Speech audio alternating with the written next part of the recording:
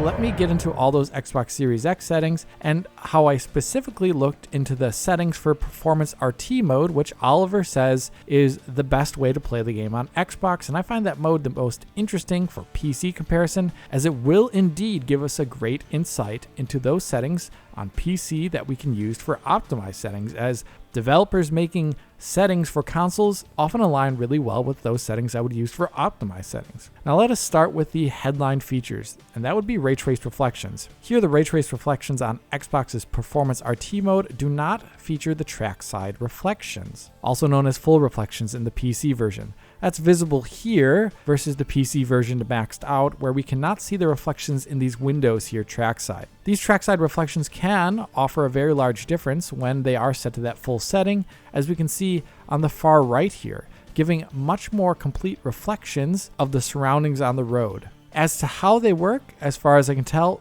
almost nearly all track reflections from the full reflections option are just done with a more extensive version of screen space reflections. Check out this shot here in photo mode with me just being behind my car. Take notice how nearly all of the road reflections on the surface of the road, including the reflections of the car, just disappear out of screen space, even though the camera is incredibly close to the main player car here. So the PC version does have extremely limited RT reflection range, exactly like the Xbox Series X version of the game, which I think is a shame. And you can see this reflected in the settings for PC RT, which are bare bones. All RT is controlled monolithically with one option that turns on RTAO and RT reflections, yet RTAO also has a quality slider for its internal resolution. When going between the different various RT presets, we can also see how that monolithic nature works.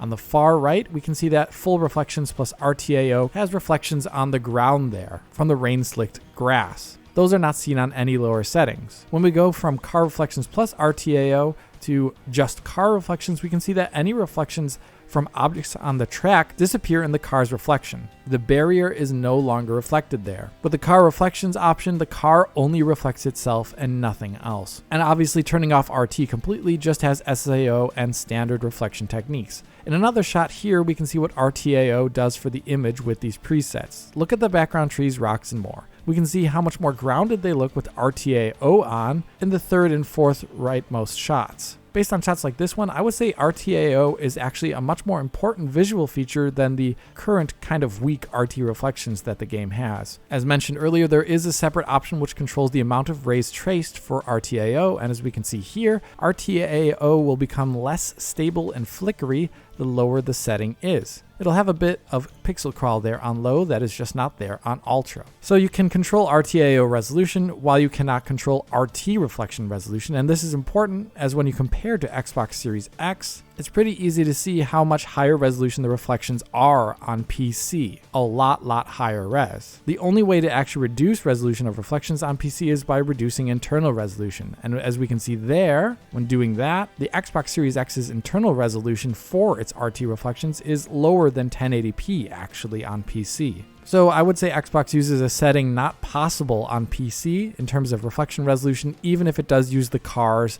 plus RTAO option for feature set. The quality of RTAO on Xbox Series X appears to be the low setting on PC based upon the amount of pixel crawl seen versus the PC version at a similar internal resolution. Beyond RT, the most visible difference on PC is the very limited anisotropic filtering on Xbox Series X. When comparing the two, it's obviously set at the 2x level on Xbox Series X, which leaves the road ahead of the car and almost anything ahead of the car looking really rather soupy. As for other texture resolution, the Xbox Series X is using the medium texture setting for trackside detail, as we can see by this barrier here, which is a good deal lower res than the highest setting on PC. The ground track textures on Xbox Series X are also generally a lot lower resolution than those I could find on PC. It almost looks like there's 4 times the texel density there in the PC version, regardless of my settings. I'm not sure for the reason for this exactly. I know PC does install an 18GB high resolution texture pack for the track, but I also think that texture pack is installed on Xbox, even though it's like 30 gigs there.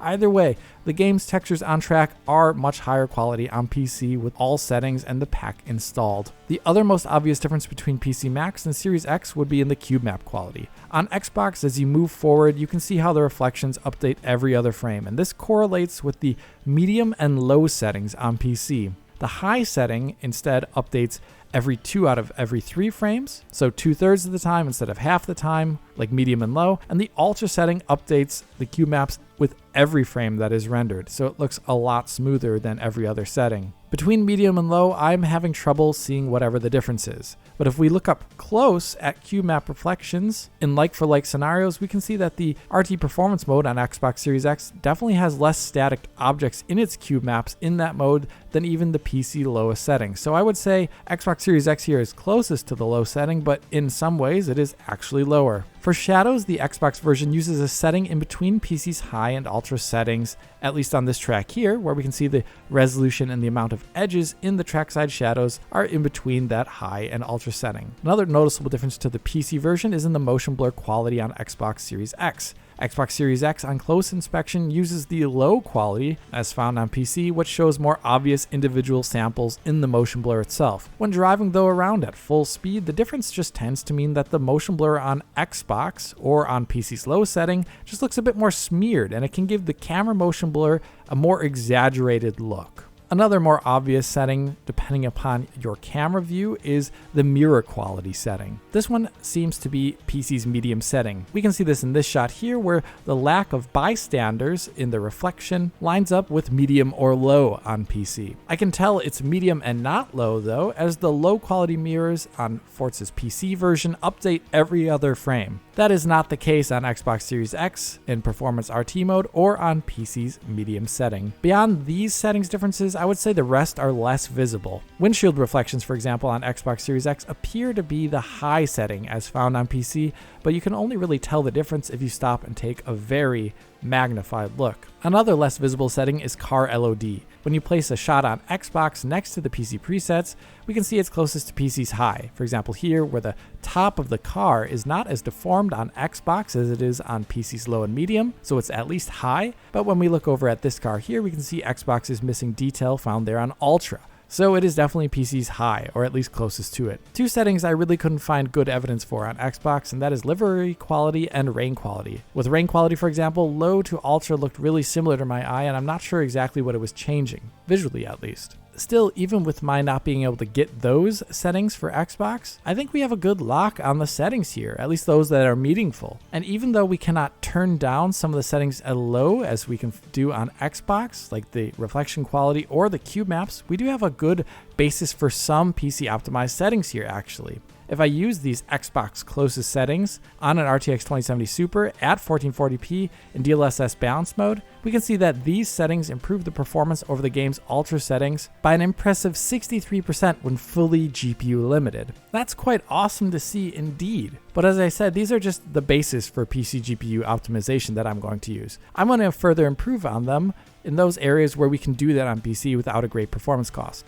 Take anisotropic filtering, for example. In comparison to the base 2x AF that Xbox uses, an RTX 2070 Super sees only a 1% performance loss or so when going up to 16 times AF. This is a huge improvement to image quality over Xbox and totally worth it for optimized settings. Same with the overall RT setting. Turning on full reflections on PC over just car reflections costs only around 3% or so in this shot, which is rather cheap, I would say, for the improvement to the reflections, even if they are really just SSR at the end of the day. I would say this kind of a difference is worth it. Another upgrade we can add is the trackside texture quality detail. Yep, that has no real effect on frame rate at all on the RTX 2070 Super. Same with things like particle and livery quality. Yeah, I couldn't really measure GPU performance differences there using the game benchmark at least. And with those settings changed, I would say we actually have some nice optimized settings for mid-range GPUs. When you put those next to the Xbox Series X settings and Ultra settings on a mid-range GPU, we get some nice wins over the Xbox version in terms of quality, and we're still performing a lot better than Ultra. But like I said, these are just my GPU recommended settings for mid-range. I would definitely not say that these settings work really well on older mid-range CPUs. In fact, when doing the tests, we can see that they perform shockingly similar to the game's max settings. So my recommendation for those older CPUs is actually to turn off things like ray tracing completely, in spite of how much it may add to the visuals with RTAO. This will help clear up some of the mid-track traversal stutters and spikes that can occur on these older, lower-end CPUs. But beyond this, I also have separate recommended settings for higher-end GPUs. Here I would recommend turning up the cube map reflections to ultra so as to prevent that jarring look of them running at a lower refresh rate. I would also recommend turning up RTAO quality to at least medium to prevent some of that fizzle that we can see otherwise on low. And with that, we have various optimized settings. 3 different ones, in fact. As I see it, my optimized settings have some great wins on the GPU side of things, but on the CPU side of things, I'm having a hard time recommend going lower than what I do for those CPU optimized settings, as I think the visuals start getting impacted too much if we were to go any bit lower.